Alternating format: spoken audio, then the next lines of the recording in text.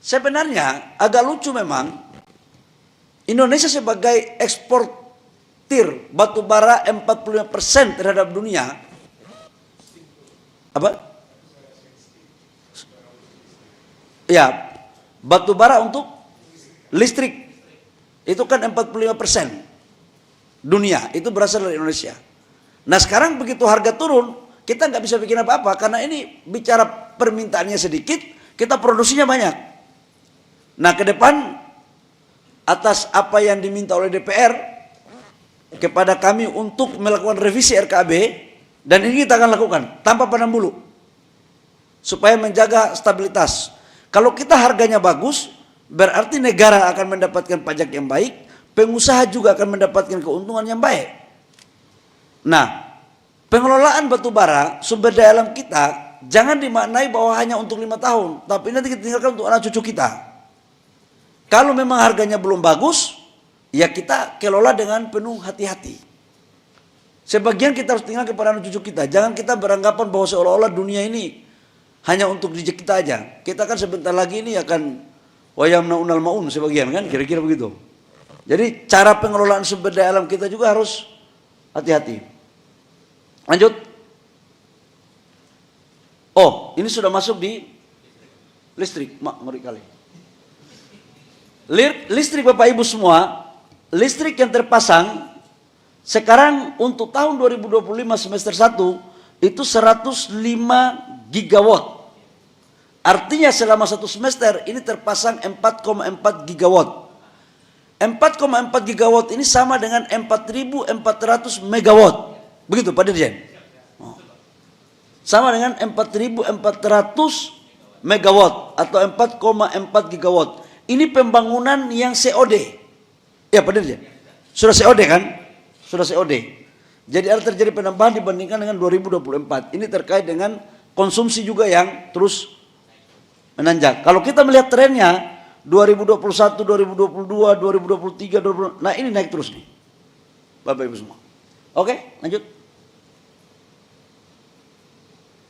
Nah, ini kapasitas terpasang EBT. 2025 itu sudah sekitar 15,2%. Oh, 15,2 gigawatt. Ibu Enia mana ya? Ibu Enia, ini ada kenaikan berapa persen? Dari 2024 berapa? Dari total EBT yang terpasang? 0,8. Dari 14,68 menjadi 15,2% di bauran energi. Ada penambahan? Ada penambahan 1% lebih? Bukan 684 tambah 0,6%. 0,6%? Ya. Memang profesor juga kalau kita tanya mendadak pasti dia butuh waktu untuk loading ya. Jadi itu profesor, apalagi yang sekolah di kampus nggak ada di Google gitu kira-kira ya. Tapi hitung-hitungan belum tentu kita kalah gitu. 0,6% dari tahun 2024. Ya. Itu kira-kira. Ini kapasitas terpasang ya. Ini breakdownnya. Nanti kalian minta. Oke lanjut. Ini untuk EBT. Konsumsi listrik per kapita. Bapak Ibu semua, untuk menentukan pertumbuhan ekonomi kita, itu biasanya dilihat juga dari konsumsi. Konsumsi listrik per kapita.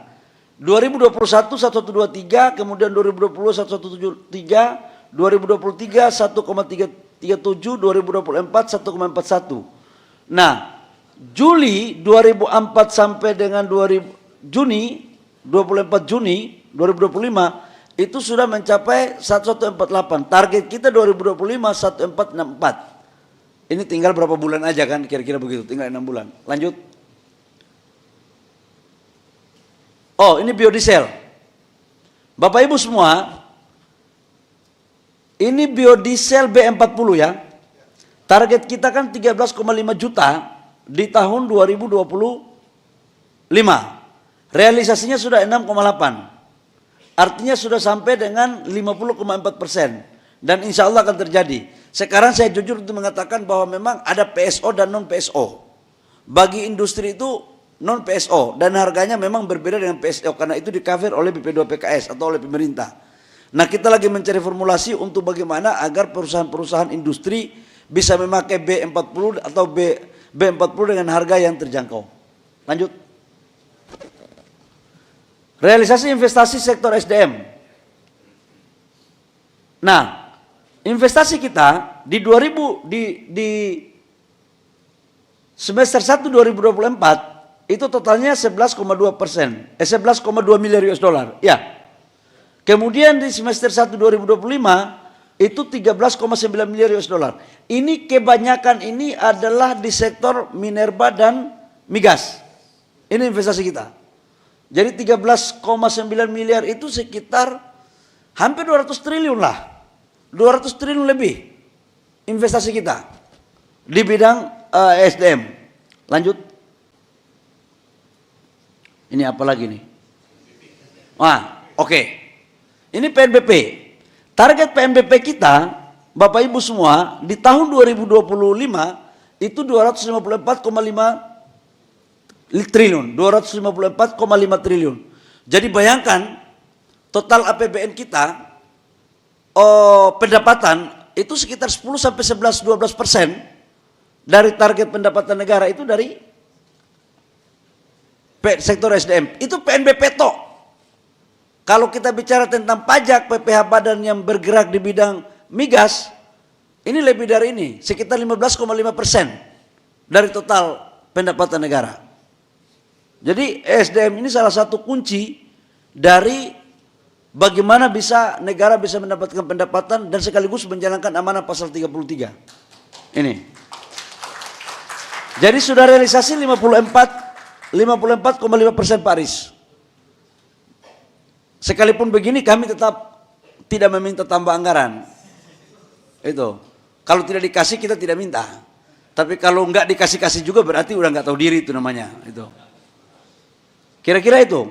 Nah sudah tercapai 138,8 triliun. Bayangkan Bapak Ibu semua, di tengah gejolak harga minyak turun, harga komoditas batu bara turun, tapi kami harus berusaha tetap untuk mencapai 254,5 triliun rupiah.